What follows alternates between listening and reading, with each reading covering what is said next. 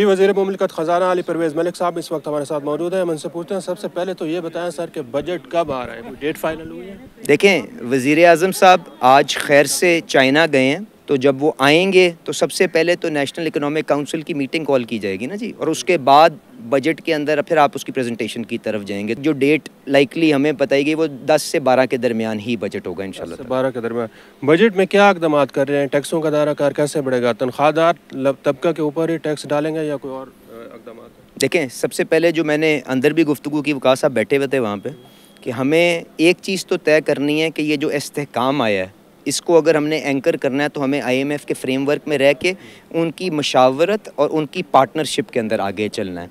और जो अगर मैं अपने हलके से मुंतखब होके आया हूँ तो शहबाज शरीफ साहब भी MNA पहले मुंतखब हुए थे, उसके बाद वज़ीर आज़म बने हैं। तो जो नेशनल असम्बली के अंदर सारे जो लोग बैठे हैं वो लोगों की तकलीफ़ों से बखूबी वाकिफ़ हैं। उनको ये भी पता है कि पिछले 2 साल के अंदर हाइपर इन्फ्लेशन के अंदर महंगाई से एक आम आदमी को क्या तकलीफ़ पहुंची है, उसके बाद सूद का क्या रेट है, उसके बाद बिजली की क्या कीमत है, ये सारी बातें हमें पता है। IMF की शराइत बहुत सख्त है। मेरी एक बात तो सुने ना, इसके साथ साथ हम सबको ये भी पता है कि तवानाई के शोबे के अंदर खसारे मौजूद हैं, बैरूनी खसारा मौजूद है, अंदरूनी खसारा रिकॉर्ड सतह के ऊपर है। तो इन चीज़ों को बैलेंस करके जिन तबकों को टैक्स देना चाहिए, कोशिश ये होगी और हिदायत शहबाज शरीफ साहब की तरफ से और हमारे पार्टी के सदर नवाज़ शरीफ साहब की तरफ से ये है कि उन लोगों को आप किस तरह टैक्स नेट में लाएंगे, उनको किस तरह से आप उनको लाएंगे? जो कॉस्ट जो डॉक्यूमेंटेड नहीं है, और तो किसी को नहीं लाएंगे, बाहर से तो किसी को नहीं लेके आना, जो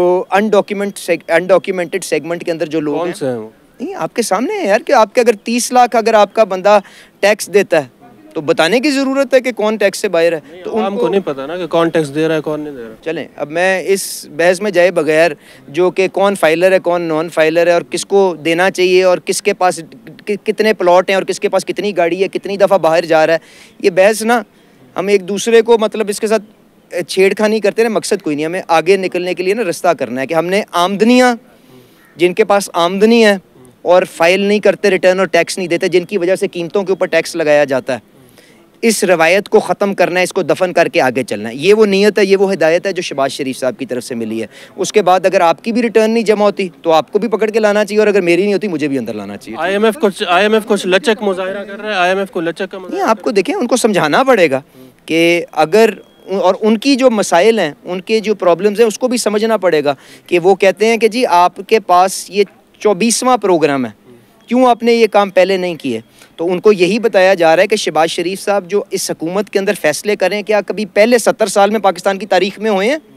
आज जिस किस्म इतनी ज़्यादा बिजली महंगी हो गई, आवाम अफोर्ड नहीं कर रहा, तो हुकूमत किस तरह के इक़दाम कर रही है?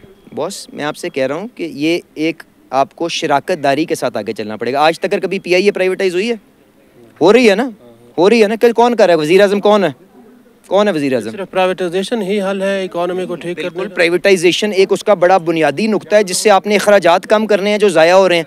आप ये नहीं देख सकते कि जी कि अगर 100 अरब रुपए का नुकसान PIA कर रही है और उसी कीमत के ऊपर फ्लाई जिना या कोई और जो एयरलाइन है वो कितनी बेहतर सर्विस दे रही है। तो किसी जगह तो मसला है ना, अखराजात को भी कम करना है जो मैंने अंदर तकरीर की, और आमदनी को भी किस तरह से आपने अनडॉक्यूमेंटेड लोगों को, नॉन फाइलर्स को, या कम टैक्स जो लोग जो अपनी हैसियत के मुताबिक टैक्स नहीं देते, उनको आपने किस तरह से नेट के अंदर लाना है। ये वो अप्रोच है जिसके अंदर आगे जा रहे हैं। बाकी जब तक फाइनेंस मिनिस्टर साहब अपनी बजट की तकरीर कर नहीं देते, वज़ीर आज़म साहब या IMF का कोई मुआहिदा नहीं हो जाता, मैं आपको हवा में फ़र्जी नंबर दे के मैं KPK के वज़ीर ख़जाना की तरफ मैं अपना बजट तो नहीं यहाँ पे सीढ़ियों पे पेश कर सकता पिप्स के। एक्सपोर्ट के लिए क्या कर रहे हैं? एक्सपोर्ट बढ़ाने के लिए क्या कर रहे हैं? वो जो तजवीज़ है बिजली और गैस कम करने की, अब मैंने किसका जवाब देना है? एक्सपोर्ट का बता दें कि बिजली और गैस का टैरिफ। मैं कोशिश करता हूँ मैं दोनों मसाइल के ऊपर बात कर लूँ।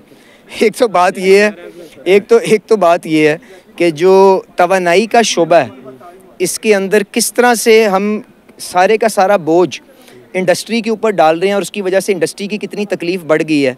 मैं ही पहले इंडस्ट्री की आवाज़ बनता रहा हूँ ना, मैं उस तकलीफ़ का जानता हूँ। और वज़ीर आज़म साहब ने मेरे ख़्याल से जब से मैंने हल्फ लिया है कोई दर्जन मीटिंग की होंगी उसके ऊपर, और इंशाअल्लाह ताला इस बजट के ज़रिए और आपको आगे जो फ़ैसले होंगे उनके ज़रिए नज़र आएगा कि वज़ीर आज़म साहब बहुत जल्दी इंडस्ट्री का ये मसला हल करने के लिए बेहतरी की तरफ इंशाल्लाह अपना सफर। आम आदमी के लिए कोई रिलीफ वकास, सरकारी आपके को 15 बहुत बहुत शुक्रिया। सरकारी मुलाजिम मैं फाइनेंस मिनिस्टर साहब बताएंगे। जी, वज़ीर मुमलिकत ख़जाना अली परवेज़ मलिक साहब हमारे साथ मौजूद थे, जिनका ये कहना है कि हुकूमत ये कोशिश कर रही है कि किसी तरह मईशत को ठीक किया जा सके।